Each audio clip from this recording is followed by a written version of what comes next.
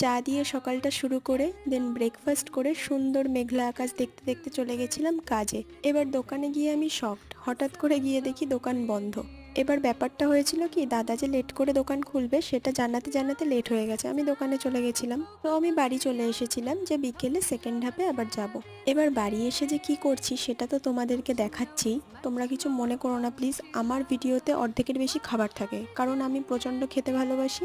বাড়িতে এসে হঠাৎ মনে হয়েছিল একটু শরবত বানিয়ে খাই, তো শরবত বানিয়েও খেয়ে নিলাম আর তোমাদের সাথে একে একে লাঞ্চটাও শেয়ার করে দিলাম। এবার ব্যাপারটা হলো, যখন আমের সময় হয় উঠতে বসতে সবসময় আম খেতে হয়, এটা নিয়ম।